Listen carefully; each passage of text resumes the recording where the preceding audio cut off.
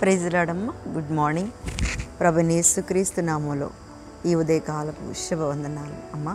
మీ అందరికీ తెలియచెప్తున్నాను. బాగున్నారు అందరూ? ఎలా ఉన్నారా? మీరందరూ బాగుండాలని, మనందరం బాగుండాలని ప్రతిరోజు దేవుని సన్నిధిలో మనం ప్రార్థన చేస్తున్నాం. దేవుడు నిజంగా మీ ప్రార్థన, మా ప్రార్థన అంతా దేవుడు ఆలకించి ఈ రోజున మనం ఇలా ఉన్నాము అంటే దేవునికే మహిమ కలుగునుగాక. ఆయన దయా సంకల్పము, ఆయన కృప నిత్యము మన ఎడల ప్రవహింపచేస్తుంది కదమ్మా. నిజంగా దేవుని సేవకులు చాలామంది గొప్ప గొప్ప వాళ్ళు ఖాళీ లేకుండా బిజీగా దేవుని స్వార్థను అందిస్తున్నారు. వారి కోసం మనం ఎప్పుడు కూడా ప్రార్థన చెయ్యాలి. మంచిది. మన ఎలక్షన్స్ కోసం కూడా మనం ప్రార్థన చేయాలి. ఎందుకంటే మంచి నాయకులను దేవుడు ఎన్నుకోవాలని మనందరము కూడా రోజు ప్రార్థన చేస్తున్నాం. తప్పకుండా దేవునికి ఇష్టమైన నాయకులను ప్రభువు ఎన్నుకొని వారిని దేవుడు బలముగా అనేకమైన అంటే ప్రజల కోసం ఎవ్వరికి కూడా ఎటువంటి హాని చేయకోకుండా వారు మంచి పరిపాలన చేయాలని మనందరము హృదయపూర్వకంగా వారి కోసం ప్రార్థన కూడా చేద్దాము. దేవునికి స్తోత్రం. హల్లెలూయా. మంచిది. ఈరోజు దేవుని యొక్క వాగ్దానము 75వ దావీదు కీర్తన 1వ వచనాన్ని చదువుతున్నాను. దేవా, మేము నీకు కృతజ్ఞతాస్తుతులు చెల్లించుచున్నాము. నీవు సమీపముగా ఉన్నావని కృతజ్ఞతాస్తుతులు చెల్లించుచున్నాము. నరులు నీ ఆశ్చర్య కార్యములు వివరించుదురు. దేవునికి మహిమ కలుగునుగాక. దేవా, మేము నీకు కృతజ్ఞతాస్తుతులు చెల్లించుచున్నాము. నిజంగా దేవుడి ఈ యొక్క మాటలు ఆ భక్తులు రాస్తూ, దేవా ఎంత మధురమైన పిలుపండి, ఆ దేవుణ్ణి ఎంత మధురంగా వేడుకుంటున్నాడు. దేవా, మేము నీకు కృతజ్ఞతాస్తుతులు చెల్లించుచున్నాం. నిజంగా దేవుని బిడ్డలారా, మనం ప్రతిరోజు దేవునికి కృతజ్ఞతాస్తుతులు చెల్లిస్తున్నాం కదా. ఎలా చెల్లిస్తున్నామంటే, దేవా మమ్మలను కాపాడుతున్నందుకు స్తోత్రం, మాకు కాపుదలు ఇస్తున్నందుకు స్తోత్రం, మాకు ఆరోగ్యం ఇస్తున్నందుకు స్తోత్రం, నాయనా నీవు మాకు తోడై ఉన్నందుకు నీకు స్తోత్రం. ఒక దగ్గర అంటాడు కదా, యెహోవా పట్టణమును కాపాడని ఎడల కదా. 127వ దావీదు కీర్తనలో ఉంటుంది, యెహోవా పట్టణమును కాపాడని ఎడల దాని కావలి కాయవారు మేలుకొనినుట వ్యర్థమే. నిజంగా ఎందుకు ఆ మాట దేవుడు ఈరోజు మనతో మాట్లాడుతున్నారంటే, ఆయన కాపుదల లేకుండా, ఆయన కనుదృష్టి లేకుండా, ఇంకా ఆయన యొక్క దయ మన మీద లేకోకుండా మనం ఎన్ని రీతిలుగా ప్రయత్నాలు చేసినా దేవునికి అది చాలా చాలా వ్యర్థమైనది. దేవునికి స్తోత్రం కలుగునుగాక. ఆమెన్. చాలామంది అందుకన్నాడు, దేవా నీ కృతజ్ఞతాస్తుతులు చెల్లించుచున్నాం, నీవు మాకు సమీపంగా ఉన్నావు అని నరులు నీ ఆశ్చర్య కార్యములను వివరించెదరు. మనం ప్రతిరోజు దేవుణ్ణి మాత్రమే కనపరచాలి.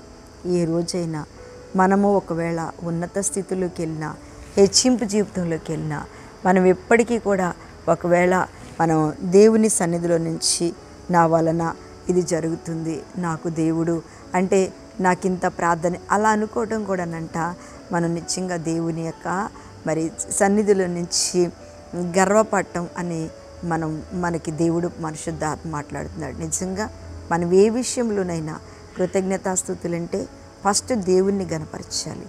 ఏదైనా సరే దేవునికి ప్రాధాన్యత ఇవ్వాలి, ఏదైనా సరే దేవుణ్ణి గనపరచాలి. అందుకే నాయన నీవు సమీపంగా ఉన్నావు. ఎక్కడున్నాడంట మన దేవుడు చెప్పండి? ఆయన మనకి సమీపంగా ఉన్నాడు, దూరంగా లేడు. దేవుని బిడ్డలారా, ఈ వాక్యం వింటున్న దేవుని బిడ్డ, మనకి ఆయన దూరంగా లేడు కదా. దేవునికి స్తోత్రం. మనకి ఎక్కడున్నాడంటే ఆయన సమీపంగా ఉన్నాడు. మన కష్టకాలంలో కానీ, మన దుఃఖకాలంలో కానీ, మన అపాయకాలంలో కానీ ఆయన మనతో సమీపంగా ఉన్నాడు.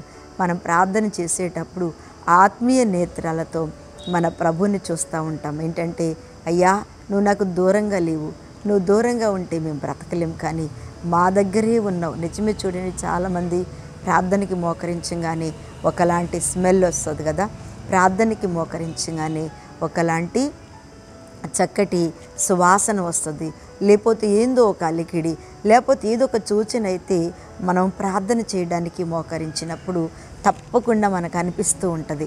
ఎందుకో ఒకలాంటి స్మెల్ లాంటి కానీ, ఒకలాంటి ఏంటంటే అలికిడి కానీ, లేకపోతే ఏంటో ఒక ఆత్మీయంగా కళ్ళు మూసుకుని మన ఆత్మ దేవుని దగ్గరికి వెళ్ళిపోతుందా అన్నంత మధురంగా మనం లీనమైపోయి ప్రార్థిస్తూ కృతజ్ఞతాస్తుతులు చెల్లిస్తున్నప్పుడు దేవుడు ఎక్కడున్నాడంట మనకి చెప్పండి? ఆయన సమీపంగా ఉన్నాడు. ఆ సమీపంగా అంటే మన ప్రార్థన, మన కృతజ్ఞతాస్తుతులు చెల్లిస్తున్నప్పుడే చేతులు పైకెత్తి ఆయన ఆత్మ, ఆయన సన్నిధి, ఆయన యొక్క మహిమ, పరిశుద్ధాత్మ యొక్క ఆ యొక్క శ్వాసన మన దగ్గరికి వచ్చేస్తూ ఉంది. అప్పుడు తప్పకుండా మన ప్రార్థన దేవుడు వింటాడు, తప్పకుండా మన విజ్ఞాపన దేవుడు వింటాడు, తప్పకుండా మన కృతజ్ఞతాస్తుతులు చూడండి, మన కృతజ్ఞతాస్తుతులు చెల్లించేటప్పుడు ఆత్మీయంగా కన్నీరు కారుస్తూ ఉంటాం. దేవా, ఎందుకంటే నా స్థితిగతులు మార్చిన దేవుడు, నన్ను ఈ రోజున ఇలా నిలబెట్టుకున్న దేవుడు అని మనం ఏం చేస్తూ ఉంటామంటే కన్నీరు కార్చి ప్రార్థన చేస్తూ ఉంటాం. అప్పుడే దేవునికి మన కృతజ్ఞతాస్తుతులు చెల్లిస్తాము. అప్పుడు ఆయన సమీపంగా ఉంటాడు, మన ప్రార్థన వింటాడు. దేవుడు తప్పకుండా ఆయన మన విజ్ఞాపన విని మనకు ఆయన ఏం చేస్తాడంటే ఆయన గొప్ప కార్యాలు చేయటం. సమీపంగా ఉన్నాడు దేవుడు అంటేనే మన ఎడల కార్యం చేయడానికి ఆయన ప్రారంభిస్తాడు. ఆయన మనతో ఉంటాం. ఉన్న మనిషి సమీపంగా ఉన్న ఆయన మామూలైన కాదు కదండి. ఆయన ఆశ్చర్యకార్యం చేసేవాడు, మన ప్రార్థన వినేవాడు, మన జీవితాలను తారుమారు చేసే దేవుడు మన పక్షం. నీకు సమీపంగా ఉన్నాడమ్మా, దూరంగా ఉన్నాడని బాధపడవాకు, నా ప్రార్థన వినట్లేదని బాధపడకు. నీకు దేవుడు సమీపంగా ఉన్నాడు. కళ్ళు మూసుకోండి, ప్రార్థన చేస్తా. మహాపరిశుద్ధుడా, మహిమ కలిగిన తండ్రి, స్తోత్రములు. నీవు మాకు దేవా సమీపంగా ఉన్న దేవుడు తండ్రి, స్తోత్రములు. నాయన యేసయ్యా తండ్రి, ప్రతి ఒక్కరిని మీరు ఆదరించి ధైర్యపరిచి నాయనా మీరు స్వస్థపరిచి ఈరోజంతా మాకెంత దగ్గరగా ఉన్నావో మేమంతగా మీకు దగ్గరగా మిమ్మల్ని హత్తుకొని నాయన ప్రతి విషయంలో కృతజ్ఞతాస్తుతులు చెల్లిస్తూ మీకు దేవా మీతో అనేకమైన దీవెనలు పొందుకునే కృపను మాకు దయచేయమని యేసు నామమున అడుగుచున్న తండ్రి, ఆమేన్, ఆమేన్. ప్రైజ్ లార్డ్ అమ్మా. దేవుడు మిమ్మల్ని దీవించునుగాక. ఆమేన్.